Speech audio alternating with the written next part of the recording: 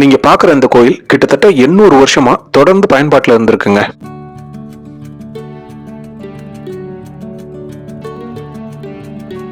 இந்த கிராமத்தை பத்தின முற்கால பாண்டியர்களோட குறிப்புகள் இங்க இருந்து 65 கிலோமீட்டர் தள்ளி இருக்கிற இன்னொரு முக்கியமான பாண்டிய தேசத்து நகரத்துல இன்னைக்கும் இருக்குங்க.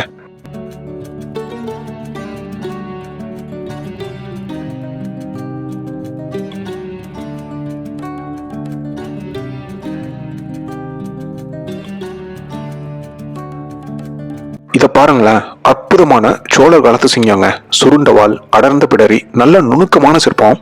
இந்த சிங்கம் இருக்கிற பீடத்துல சோழர்கள் விட்டுட்டு போன பழமையான ஒரு செய்தி கூட இருக்கு.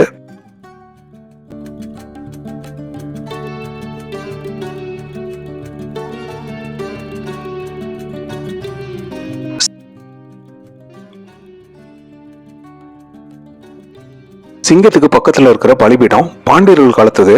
சிங்க சிற்பம் செய்யப்பட்டு 250 வருஷத்துக்கு பின்னாடி தான் இந்த பலிபீடம் செய்யப்பட்டிருக்கு.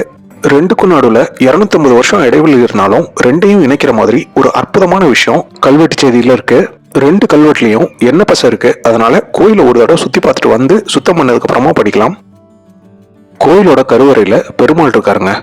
கருவறை, அதுக்கு முன்னாடி ஒரு மண்டபம்னு ரொம்பவே சின்ன கோயில் தான். ஆனா உள்ள இருக்கிற சிற்பங்கள் எல்லாமே கோயில் கட்டப்பட்ட காலத்துல இருந்தே இங்கதான் இருக்கு அப்படின்னு இங்க இருந்தவங்க சொன்னாங்க. மண்டப உத்தரத்துல எதுவும் முத்திரைகள் இல்ல. ஒரு சின்ன வருத்தம் தான். நம்ம சேனல்ல தொடர்ந்து பார்த்திருந்தீங்க அப்படின்னா முத்திரைகள் மீதான என்னோட காதல் உங்களுக்கு கண்டிப்பா தெரிஞ்சிருக்கும். பழமையான கோயிலுங்கிறதுனால கண்டிப்பா பாண்டிய முத்திரையை பார்க்கலான்னு எதிர்பார்ப்போடு வந்தேன். அந்த வகையில் ஒரு சின்ன ஏமாற்றம் தான்.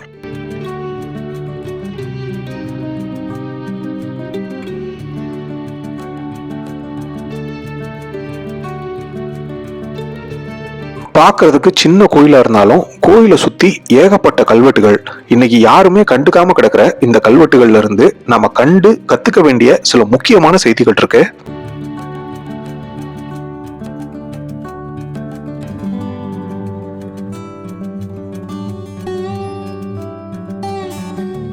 நீங்க பாக்குறது கோயிலோட தென்புறங்க. இங்க இருக்கிற அதிட்டான பகுதியில ஒரு இடத்துல இருக்கிற கல்வெட்டுல ஒரு வரி அலட்டு நாட்டு குளத்தூரான செனலூர் அப்படின்னு வருது.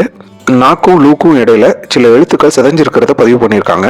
அதனால கடைசியா வர்ற அந்த ஊரோட பேரு அலற்று நாட்டு குளத்தூரான செனநாத நல்லூர் அப்படின்னும், இந்த ஜனநாத நல்லூர் தான் திருத்தங்கல் நின்ற நாராயண பெருமாள் கோயில்ல இருக்கிற கிபி 806ஆம் ஆண்டை சேர்ந்த முதலாம் வரகுணராம பாண்டியன் கல்வெட்டுல குறிப்பிடப்பட்டிருக்கிற அலற்று நாட்டு நல்லூரா இருக்கலாம் அப்படின்னு பாலச்சந்திரன் ஐயா அவர்கள் பதிவு செஞ்சிருக்காங்க. திருத்தங்கல் இங்க இருந்து கிட்டத்தட்ட 65 கிலோமீட்டர் இருக்குங்க. அதனால நாம தெரிஞ்சுக்கிற முதல் செய்தி, இந்த ஊரு முற்கால பாண்டியர்கள் காலத்துல இருந்து முக்கியத்துவம் பெற்ற ஒரு ஊரா இருந்திருக்கு. இங்க இருக்கிற கல்வெட்டுல அடுத்த வரி செனநாதநல்லூர் திருமேற்கோயில் உய்ய வந்த விண்ணகர ஸ்ரீ சேனாபதி ஆழ்வார் அப்படின்னு இந்த இறைவனோட பெயரை குறிப்பிடுது. திரையில கல்வெட்டு வரிகளை கொடுத்திருக்கேன். அதுல 4வது வரியை பாருங்களேன். விற்பொறி வீரப்பெரும்பள்ளி நாயகர் பள்ளிச்சந்தமும் அப்படின்னு வருதா. இதுல பள்ளிச்சந்தம் அப்படின்னா சமணப்பள்ளிக்கு வழங்கப்பட்ட நிலதானம் அப்படின்னு அர்த்தம். மன்னர் மாரவர்மன் குலசேகர பாண்டியனுடைய 20வது ஆட்சி ஆண்டுல வெட்டப்பட்ட இந்த கல்வெட்டுல ஒரே நேரத்துல ஒரு சமண பள்ளிக்கும் பெருமாள் கோயிலுக்கும் தானம் வழங்கப்பட்ட செய்தியை இந்த கல்வெட்டு பதிவு செஞ்சிருக்கு. அந்த காலத்துல சைவ வைணவ சமண மதங்களுக்கு இடையில நிறைய சச்சரவுகள் இருந்திருக்கு. ஆனா இந்த ஊர்ல சமணமோ வைணவமோ ஒற்றுமையா இருந்திருக்கு அப்படின்னு இந்த கல்வெட்டை வச்சு புரிஞ்சுக்கலாம். கல்வெட்டுல குறிப்பிடப்படுற விற்பரி வீரர் அப்படிங்கிறது ஒரு படையணியுடைய பெயரா இருக்கலாம் அப்படின்னு பதிவு செஞ்சிருக்காங்க. அப்படின்னா இந்த அலட்டு நாட்டு குளத்தூர் ஒரு ராணுவ தளம், அதாவது கண்டோன்மெண்ட் மாதிரி இருந்திருக்கலாம்னு நினைக்கிறேன். இன்னைக்கு முழுவதும் சிதைஞ்சு போயிருக்கிற இந்த பகுதியில் இருக்கிற இன்னொரு கல்வெட்டுல ஒரு இடத்துல இந்நாயனார் பிராட்டிமாருக்கு திருப்படி மாற்று உள்ளிட்ட வேண்டும் நிபந்தங்களுக்கு இவ்வூர் வலியாயம் இந்நாள் முதல் ஸ்ரீ பண்டாரமாக எடுத்து அமுது செய்தருளுவதாக அப்படின்னு இருக்கு. தமிழ்ல தான் இருக்கு. ஆனா முதல் பார்வையில விஷயம் என்னன்னு என்னால புரிஞ்சுக்க முடியல. ஒவ்வொரு வார்த்தைக்கும் அர்த்தம் தேடி கோர்த்து பார்த்தப்ப இவ்வூர் சாலை வழியா போற பொருட்களுக்கு வசூலிக்கப்படுற சுங்க கட்டணத்தை, அதாவது வலியாயத்தை மொத்தமா கோயில் கருவூலத்துல ஸ்ரீ பண்டாரத்துல கட்டிடணுமா. அந்த பணத்தை வச்சு இந்த பெருமாளுடைய தேவியருக்கு படைப்பதற்கான நைவேத்தியங்களுக்கு தேவையான பொருட்களை வாங்கிக்கணுமா. சூப்பர்ல. கிட்டத்தட்ட டிரான்ஸ்பேரண்டான ஒரு அக்கௌண்டிங் சிஸ்டம் மாதிரி தெளிவா குறிப்பிட்டிருக்காங்க. பொதுவா ஊருக்குள்ள குடியிருப்போம், ஊருக்கு வெளியே வயல்வெளியும் தானே இருக்கும். ஆனா இந்த ஊர்ல பாண்டியர் காலத்துல ஊருக்கு நடுவுல மடையில இருந்து நீர் பாயிற மாதிரி 3 மா அளவுக்கு நிலம் இருந்திருக்குங்க. அதைத்தான் கல்வெட்டுல இவ்வூர் நடுவில் மடையால் நீர் பாய்ந்து நெல் விளையும் 3 மா நிலமும் அப்படின்னு ஒரு இடத்துல குறிப்பிட்டிருக்காங்க. அவ்வளவு செழிப்பா இருந்த இந்த ஊர் மக்கள் பயன்படுத்தின பொருட்கள் இன்னமும் கோயிலை சுத்தி கிடக்குது.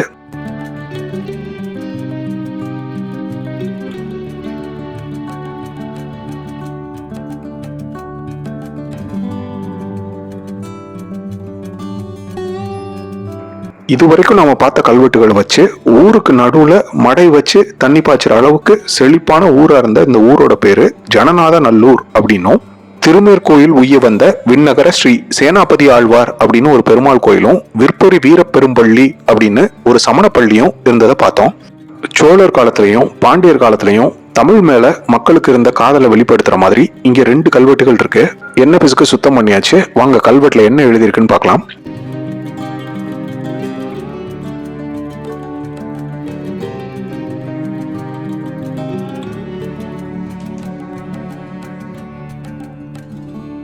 இந்த கல்வெட்டுல ஸ்ரீ குலசேகர தேவர்க்கு யாண்டு 3வது இப்பெளிபீடம் செய்வித்தான் பல்லெரிச்சில் இரட்டை மூவானான தமிழகரையர் தன்மம் அப்படின்னு இருக்கு.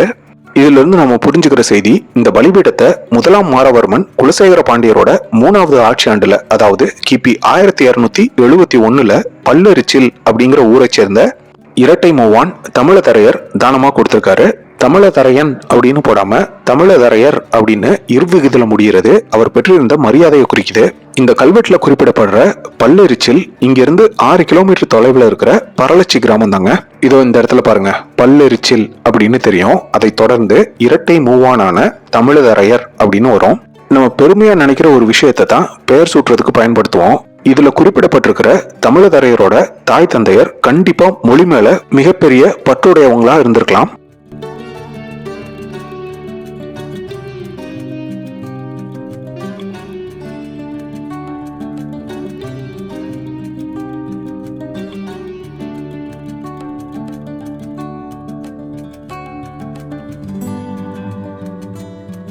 பலிபீடத்துக்கு பக்கத்துல இருக்கிற சிம்ம சிற்பத்தோட பீடத்துல பெரும் பகுதி செஞ்சிருக்கு. இதோ இந்த இடத்துல பாருங்க, செய்வித்தான் வீரன் சடைக்கண் அப்படின்னு தெரியும். இந்த சிம்ம சிலைய செஞ்சு கொடுத்த ஒரு பேரு சடைக்கண். அதை தொடர்ந்து கல்வெட்டுல ஒரு இடத்துல செந்தமிழ் சேர் அப்படின்னு வருது. முழு கல்வெட்டு ஸ்ரீ எங்கள் பிரான் சோழர்க்கு யாண்டு 28 எழில் துங்கமதில் சூழ் குளத்தூரில் துர்க்கைக்கு சிங்கம் செய்வித்தான் வீரன் சடைக்கண்தான் செந்தமிழ் சேர் தம்ம வித்தகன் வெண்புல் வேந்து அப்படின்னு வருது. இது சொல்ற செய்தி, 1ஆம் குலோத்துங்க சோழனோட 28வது ஆட்சி ஆண்டுல அழகான மதில் சூழ்ந்த இந்த குளத்தூர்ல இருந்த துர்க்கையம்மன் கோயிலுக்கு வீரன் சடைக்கண் அப்படிங்கிறவரு செஞ்சு கொடுத்த சிம்ம சிற்பம் அப்படின்னு பொருள் வருது. பலிபீடம், சிம்மம், அப்புறமா அதிட்டான கல்வெட்டுகள் எல்லா பக்கமும் தமிழ், தமிழதரையன், செந்தமிழ் போன்ற வார்த்தைகள் அடிக்கடி வருதுங்க. இதுல இருந்து தமிழ் மொழி மேல நம்ம முன்னோர்களுக்கு இருந்த காதலும் பெருமையும் புரியுது. இது கோயிலுக்கு முன்னால இருக்கிற பழமையான கல்கிணறு. சின்னதா இருந்தாலும் ரொம்பவே உறுதியான கட்டுமானம். சரி வாங்க ஊர்ல இருக்கிற இன்னொரு வரலாற்று செய்தியையும் போய் பார்த்திடலாம்.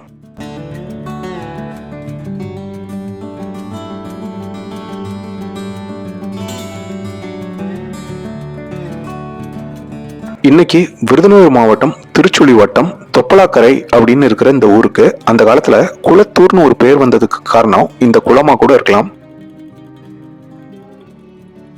இந்த குளத்தங்கரையில ஒரு இடத்துல பாண்டியர் காலத்து சிவலிங்கமும் சமண சிற்பங்களும் ஒன்னா வச்சு வழிபடுறாங்க.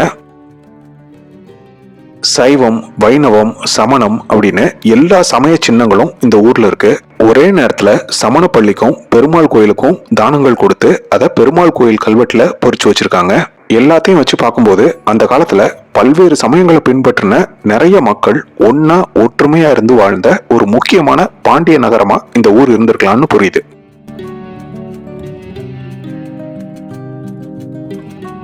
இந்த வீடியோ உங்களுக்கு பிடிச்சிருந்தா ஒரு லைக் கொடுங்க. இந்த மாதிரி தொடர்ந்து பல வரலாற்று செய்திகளை தெரிஞ்சுக்கிறதுக்கு நம்மளோட சேனலை சப்ஸ்கிரைப் பண்ணிக்கோங்க.